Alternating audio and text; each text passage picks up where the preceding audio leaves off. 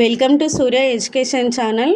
Today విద్యా దృక్పథాల గురించి చెప్పుకుంటున్నాము. ఆ విద్యా దృక్పథాల లోపల మనం వేదకాలం విద్య, బౌద్ధ కాలంలో విద్య, జైన కాలంలోని విద్య మరియు అదేవిధంగా ఇస్లాం కాలంలోని విద్య గురించి ఈజీగా మనం కన్ఫ్యూజ్ కాకుండా ఎలా గుర్తుపెట్టుకోవాలని ఒక పట్టిక రూపంలో వాటి భేదాలను చూద్దాం. ముందుగా కన్ఫ్యూజ్ కాకుండా ఇక్కడ చూపించిన విధంగా విద్యా విధానం, వేద విద్య, బౌద్ధ విద్య, జైన విద్య, ఇస్లాం విద్య అని ఒక బాక్స్ వేసుకోవాలి. వేసుకున్నాక ఇప్పుడు మనము దాని ప్రకారంగా నేర్చుకుంటూ వెళ్ళిపోదాం. విధానంలో ఫస్ట్ విద్య ప్రారంభ వయసు. ఈ ప్రారంభ వయసు అనేది వేదకాలంలో ఎలా ఉంటుంది? బ్రాహ్మణులకు 8 సంవత్సరాలు, క్షత్రియులకు 10 సంవత్సరాలు, వైశ్యులకు 12 సంవత్సరాలు. ఇక్కడ శుద్ధులకు విద్య అనేది వేదకాలంలో లేదన్నమాట. ఇక్కడ బౌద్ధ మతానికి వస్తే చూడండి, విద్య అనేది అందరికీ ఉంటుంది. అంటే బ్రాహ్మణులు, క్షత్రులు, వైశ్యులు, శుద్ధులు అందరికీ విద్య ఉంటుంది. ఎన్ని సంవత్సరాలకు ఉంటుంది? ఇక్కడ 8 సంవత్సరాలు. అందరికీ ఒకే వయసులోనే విద్య ప్రారంభం. ఎన్ని సంవత్సరాలు? 8 సంవత్సరాలు. జైన మతంలో విద్య ఏ వయసులో ప్రారంభమవుతుందంటే 5 సంవత్సరాలలోపు అందరికీ 5 సంవత్సరాలు వస్తే జైన మతం లోపల విద్య స్టార్ట్ అవుతుంది. అదేవిధంగా ఇస్లాం మతాన్ని తీసుకున్నట్లయితే ఇస్లాం మతంలోని ఓన్లీ బాలురకు మాత్రమే విద్యాభ్యాసం జరిగేది. అది కూడా ఎలా? 4 సంవత్సరాల 4 నెలల 4 రోజులు అయినప్పుడు ఇస్లాం మతం లోపల విద్య ప్రారంభం అనేది జరుగుతూ ఉంటుంది. అదేవిధంగా విద్య ముగింపు వయసు ఎలా ఉంటుంది అంటే వేదకాలంకి వచ్చే వరకు 18 సంవత్సరాలు అయితే వేదకాలంలో విద్య ముగిస్తుంది. అదేవిధంగా బౌద్ధ కాలంలో 20 సంవత్సరాలు వస్తే అక్కడ మనకు విద్య అనేది అక్కడ వరకు కొనసాగించి ఆపడం అనేది జరుగుతూ ఉంటుంది. విద్య ప్రారంభ ఉత్సవం అంటే ఇప్పుడు మన స్కూల్కి స్టార్ట్ అయ్యేటప్పుడు పిల్లలకు అక్షరాభ్యాసం చేపిస్తాం కదా, అదేవిధంగా వేదకాలంలో ఎలా చేసేవారు? ఉపనయన అనే కార్యక్రమంతో వాళ్ళకు విద్యను స్టార్ట్ చేసేవారు. అదేవిధంగా బౌద్ధ మతంలో అయితే పబ్బజా అనే కార్యక్రమంతో విద్యార్థులకు స్టార్ట్ చేసేవారు.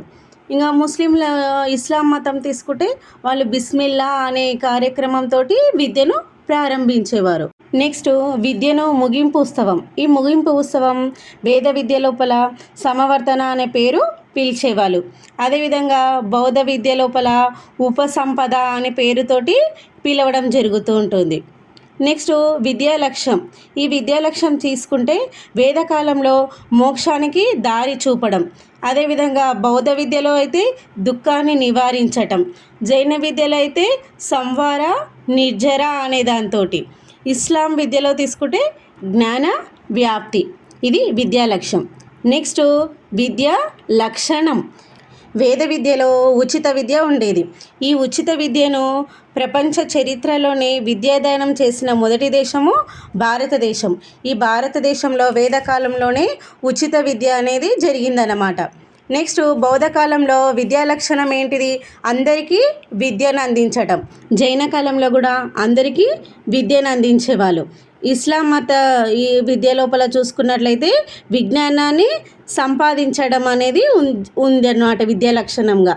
నెక్స్ట్ బోధనా భాష. ఈ బోధనా భాష చూసుకుంటే వేదకాలంలో సంస్కృత భాష ఉండేది. నెక్స్ట్ బౌద్ధ కాలంలో బోధనా భాష పాలీ భాష ఉండేది. జైన విద్య లోపల చూసుకున్నట్లయితే పాలీ సంస్కృతంను బోధనా భాషగా యూజ్ చేసిండ్రు. నెక్స్ట్ ఇస్లాం విద్య లోపల చూసుకున్నట్లయితే వీళ్ళు అరబిక్, పర్షియన్, ఉర్దూను బోధనా భాషగా తీసుకోవడం జరిగింది. నెక్స్ట్ బోధనా పద్ధతులు. ఈ వేదకాలంలో వాచిక, మౌఖిక పద్ధతి ఉండేది. బౌద్ధ విద్యలో వాచిక, చర్చ, సంభాషణ పద్ధతులు ఉపయోగించిండ్రు. జైన విద్య లోపల వాచిక, బట్టి పద్ధతిని బోధనా పద్ధతులుగా ఉన్నాయి.